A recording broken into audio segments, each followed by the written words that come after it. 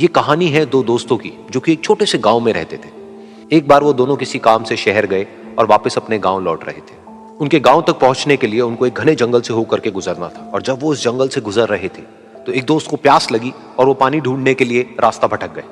थोड़ी ही देर बाद शाम हो गई और रात होने ही वाली थी।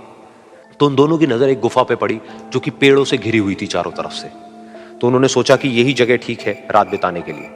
तो दोनों ने कुछ लकड़ियां इकट्ठी करी, उस गुफा के अंदर गए और आग जला करके वहां पे बैठ गए। रात का वक्त था, गुफा के अंदर आग जल रही थी, बाहर बिल्कुल अंधेरा था और कुछ जानवरों की आवाजें आ रही थी। तो उन दोनों में से जो एक दोस्त था वो अंदर ही अंदर डरने लगा, क्योंकि उसने भूत प्रेतों की बहुत कहानियां सुनी थी कि रात के वक्त जंगल में कुछ भयानक आत्माएं भटकती हैं और अगर उनको कोई ऐसा भटका हुआ आदमी मिल जाए तो उसको नहीं छोड़ती।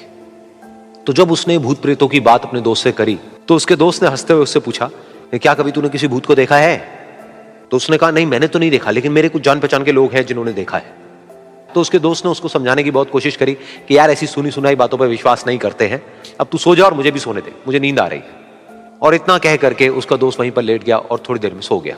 लेकिन वो जो अंदर से डरा हुआ था वो लेट तो गया, लेकिन उसको नींद नहीं आ रही थी। उसको लग रहा था कि शायद यहां पर कहीं कोई है जो छुप करके कहीं से उसको देख रहा है। उस आग की वजह से कुछ परछाइयां बन रही थी वहां पर पत्थरों पर, तो उन परछाइयों को देख करके भी वो डर रहा था। फिर कुछ घंटे तक ऐसे ही चलता रहा। फिर उसके बाद में क्योंकि वो थका हुआ था तो उसको नींद आ गई। लेकिन नींद आने के कुछ देर बाद ही उसको एक सपना आया। सपने में उसको एक बहुत ही भयानक परछाई उसकी तरफ बढ़ती हुई नजर आई। अब जैसे जैसे वो अंदर से डरता चला जा रहा था, वो परछाई उसके और पास आती चली जा रही थी और बड़ी होती चली जा रही थी। और उस परछाई में एक हाथ उसको नजर आया जिसके बड़े बड़े नाखून थे, और वो हाथ उसकी तरफ बढ़ता चला गया और उसके गले तक पहुंचने ही वाला था कि तभी वो डर करके एकदम से उठा। फिर उसने अपने दोस्त की तरफ देखा जो कि सो रहा था, उसको पकड़ करके जोर से उठाया। फिर उसने अपने दोस्त को बताया कि उसके साथ में क्या हुआ। तो उसका दोस्त फिर हंसने लगा। फिर उसके दोस्त ने उसको कहा, अब अगर दोबारा से तुझे वो परछाई दिखे तो तू वही कहियो जो मैं तुझे कह रहा हूं कहने के लिए, फिर देखते हैं वो परछाई तेरा क्या करती है। तुझे अपने अंदर ही अंदर बोलना है, मैं तुझसे नहीं डरता, सामने आ। तो उसके दोस्त ने वैसा ही किया। थोड़ी देर बाद दोबारा से उसको सपने में वही परछाई नजर आई और वो परछाई धीरे धीरे उसकी तरफ बढ़ने लगी। लेकिन इस बार वो उस परछाई से डरा नहीं, बल्कि अपनी पूरी हिम्मत जुटा करके उसने वही कहा, मैं तुझसे नहीं डरता, सामने आ। मैं तुझसे नहीं डरता, सामने आ। मैं तुझसे नहीं डरता, सामने आ।